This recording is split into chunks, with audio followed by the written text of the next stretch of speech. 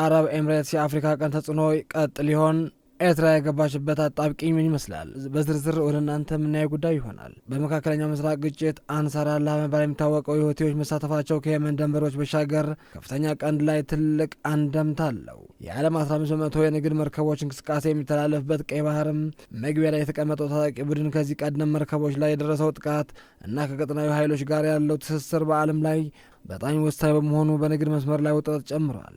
ኢትዮጵያ፣ ሶማሊያና ኤርትራ ጨምሮ በአፍሪካ ቀንድ ላይ የሚኖረው ተጽዕኖ ደግሞ ከፍተኛ ይሆናል። ሁቲዎች በቀይ ባህር ላይ የሚደረገው የመርከብ እንቅስቃሴ የሚያውኩ ከሆነ የንግድ መስመሮች ከማስተጓጎል ባሻገር በቀጠናው ጸጥታ ስጋቶች የሚያሳድግ ሲሆን የኢኮኖሚ ቀውስ ያስብላል ሲሉ ቀጠናው ተንታኞች ይናገራሉ። ሁቲዎች በዚህ ጦርነት ውስጥ ቢቀጥሉም ለኢትዮጵያና ሌሎች አፍሪካ ቀንድ ሀገራት የሚኖረው ስጋት ምንድን ነው?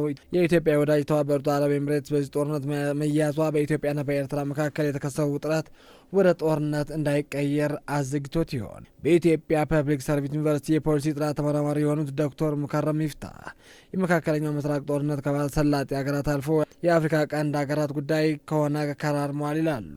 አሜሪካና እስራኤል በቴህራን ላይ የከፈቱት ጦርነት 37ኛ ቀኑን ይዟል። የዓለም ሀገራት በነዳጅ ዘይት እጥረት እየተፈተኑ ነው። እስካሁን ድረስም ድምጻቸው አጥፍተው የነበሩት የሁቲ አማጽያን ወደ እስራኤል ሚሳኤሎችን በማስወንጨፍ ውጊያ ተቀላቅለዋል። ምንም እንኳን እስካሁን የተወነጨፉት 2 ሚሳኤል ብቻ ቢሆንም የአፍሪካ ቀንድ ሀገራት ግን እንደ ሆርሙዝ ወሽመጥ ሁሉ መንደብ ይዘጋል የሚል ስጋትም ውስጥ ከቷቸዋል። የአፍሪካ ቀንድ ጉዳይ የሚሆንባቸው በርካታ መንገዶች አሉ የሚሉት ዶክተር ሙከረም አንድ በኩልም በቀይ ባህር ዳርቻ የሚገኘው የየመን አብዛኛው ክፍል እያስተዳደሩ ያሉት ሁቲዎች ናቸው። በኢራን የሚደገፉ ሁቲዎች አማጽያን ቴህራን ከእስራኤል እና ከአሜሪካ ጋር በገባችው ጦርነትም የግጭት ሁለተኛ ምዕራፍ አድርጋ እንዲሳተፉን ያስገባቻቸው መውሰድ ይቻላል ሲሉ ያብራራሉ። መካከለኛው ምስራቅ ጉዳዩ ተንታኝ የሆኑት ኤርትራዊ መሐመድ አቡበከር በበኩላቸው ሁቲዎች በባኤል መንደብን የሚዘጉ ከሆነ ኤርትራ ምጣኔ ሀብት ክፉኛ እንደሚጎዳ ይናገራሉ። 15 ከመቶ የዓለም ንግድ መርከብ የሚንቀሳቀስበት በባኤል መንደብ የሚዘጋ ከሆነ ምጣኔ ሀብቷን ከወደቦቿ ማግኘት የምትደግመው ኤርትራ ፈተና እንደሚገጥማትም ጨምረው ገልጸዋል። የኤርትራ ምጣኔ ሀብት ጠንካራ ባይሆን በዋናነት የተመሰረተው ወደቦች ላይ ነው ያሉት ተንታኙ በተለይ ከሩሲያና ከቻይና ጋር የምታደርገው የንግድ ልውውጥ በአሰብና በምጽዋ ወደቦች ላይ የተመሰረተ መሆኑ ይናገራሉ። ሁቲዎች በባኤል መደብን የሚዘጉ ከሆነ አሜሪካ ፊቷን ወደ ቀይ ባህር ታዞር ትችላለች የሚል እምነት የኤርትራ መንግስት ዘንድ ስለሚኖር ስጋት መፈጠሩ እንደማይቀር ጨምሮ አስረድተዋል። የኤርትራ መንግስት በጣም ስጋት የሚኖር መንግስት ከመሆኑ አንጻር ማንኛውም ኃይል በዚህ መልኩ ወጥቶ ውጊያ መክፈት የለበትም የሚል አቋም እንደሚያራምድ ተናግሯል። የኢራን ባለሰላጤ ሀገራት የሚገኙ የአሜሪካ ጦር ኃይሎች ሰፈሮችም እንዲሁም የሀገሪቱ መሰረተ ልማቶችን አጥቅታለች።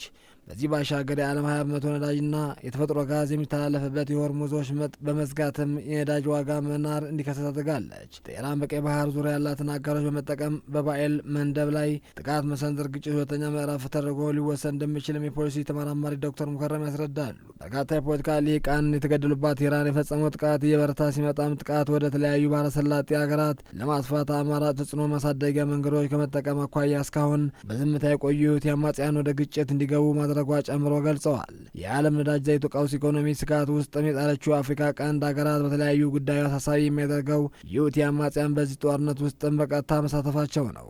ዶክተር ሙከረም የሁቲዎች በቀጥታ በዚህ ጦርነት ውስጥ መሳተፍ የአፍሪካ ቀንድ ሀገራት የዓለም ኢነርጂ ቀውስ በቀጥታ እንዲሰማቸው ያደርጋል ብለዋል። የቀንዱ ሀገራት በርካታ ኢኮኖሚ ዘርፎች የሚደግፉ በቀይ ባህር በኩል የሚመጣው የነዳጅ ዘይትና የምርት አቅርቦት መሆኑ በማስታወስም የዚህ መስመር መስተጓጎል ጫናው ከፍተኛ መሆኑ ነው ይላሉ።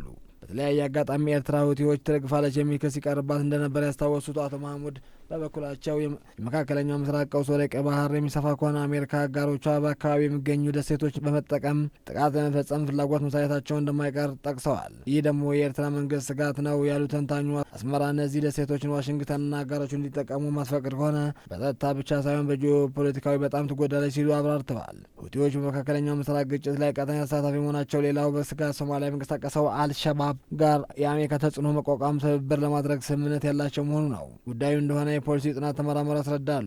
እነዚህ ሁለት አካላት በአፍሪካ ቀንድ ትብብር የሚደረጉ ከሆነም የአሜሪካና የእስራኤል የቅርብ አጋር የሆኑት የተባበሩ አረብ ኤምሬትስ ፍላጎት ላይ ጥቃት ሊፈጽሙ ይችላሉ የሚል ስጋትም እንዳለ ጠቅሰዋል።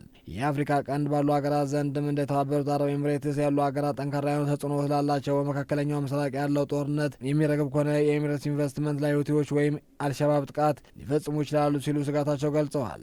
ዶክተር ሙከረም የኢራን መንግስት የአሜሪካና እስራኤል ጥቅም ባህረ ሰላጤው ያራምዳሉ ያላቸው ሀገራትና መሰረተ ልማቶችም ሲደበድቡ ሁሉ ላይ እኩል አለማጥቃቱ ይናገራል። ከኩዌት፣ ኳታር፣ ከኦማንና ከሳዑዲ አረቢያ ሁሉ በተለየ ኢራን ወደ ተባበሩት አረብ ኤምሬትስ የሚሳኤልና የድሮን ጥቃት ተደጋጋሚ ፈጽመው አስታውሰዋል። የኢራን አጋር የሆኑት ሁቲዎች ወይም አልሸባብ ከአፍሪካ ቀንድ ያለማንኛውም የተባበሩት አረብ ኤምሬትስ ኢላማ ማጥቃት እንደማይቀር ጨምረው ይናገራሉ። ክብራትና ክብራን የተፎክስ ቤተሰቦች የዕለቱን ዜና በዚህ ቋጨን። ቀጣይ ሌላ ፕሮግራም እስክንገናኝ ቸር ቆዩ።